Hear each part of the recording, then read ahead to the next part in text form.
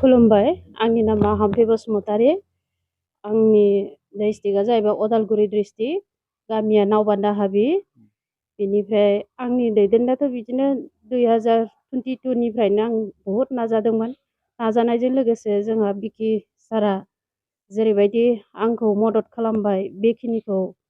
मदद खालामनायजों लोगोसे बेखिनिखौ आं मोननो हादों बेखिनिखौ मोननो हानानै आं जोबोद गोजोननाय मोनदों सारनिफ्रायबो बहुद धन्यबाद होदों आंनि गोसो गोरबोनिफ्राय आरो बेनिफ्राय हानायखिनिखौ आं नाजानोसै मेथाइ खननाय बादायनायाव बेसेबांसो दंमोन जोंनि मेथाइ खननाय लोगोफ्रा बा माबानायफ्रा लोगोआवहाय थानायफ्रा 86 दंमोन आरोना बेजों लोगोसे हानायफोरा सेलेक्ट जाबाय हायिफोरा सेलेक्ट जायासै बेबायदि होनबाबो दा बिकि सारनि अननायाव बेखिनिखौ आग बारायनो हाबाय आरोना बेखिनिखौ आग बारायनो हानायखाय बिराद गोजोननाय मोनबाय आं मुम्बाइ बायदियाव थांनो थाखाय दायो खाबु मोनदों जेनेबा गोसोखौ माबायदि नांदों मोजां नांदों औ दा बिनि सिगाङाव बहा एसे मेथाइफोरखौ खनोमोन आङो मेथाइखौ ओरैनो स्टेजफ्राव गानाय जायामोन प्रग्रामफ्रावबो थांनाय जायामोन लेङो लेंनाया होमबाबो थांनाय जाया स्टुडिअ'आव जा नेरसोन सारनि स्टुडिअ'आव आं थांनानै गान बानायदोंमोन ओमफ्राय गानालाय इसिबां गैया मोनथाम दं आरोना माबा मा होनो मडेलिंबो ओमफ्राय बैसागुबो आरोना माखासे दा एलबाम बानायनो माबा खालामबाय थादो आरोना ओमफ्राय बेजों लोगोसे मोनसे दंबावो भइस डाबिं होनो बेखौ थारमाने होनाय जाथ'वाखै आरोना मा जागोन बेयो बेबो मडेलिंआनो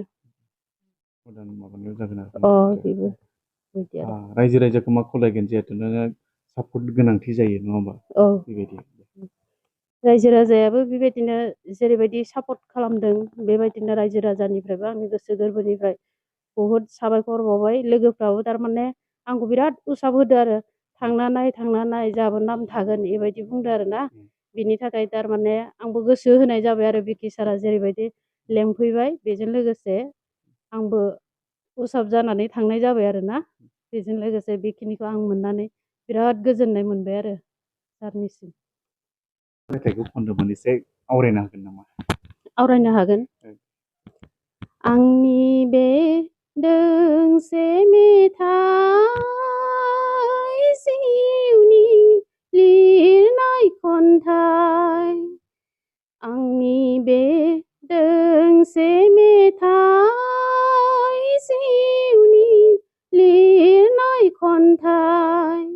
जिउ जोनोमनि सुखु दुखुनि सुबुंनि अराय समनि आंनि बे दोंसे मेथाइ बेमोन आरोना बेनिफ्राय मा आरो बेबायदि गुबुन गुबुन हमनानै ला एसामिस मेथाइ दङ हिन्दी दङ बेबायदि खनफेराखै आं बेनो फार्स्ट स्टुडिअ गाखोनाया दाथ' माने गोबां मेथाइखौनो खनहैनांगोन बिदिनो जासिगोन दा हानायखिनिखौ बेसां हायो आग बारायनोसै बेबायदि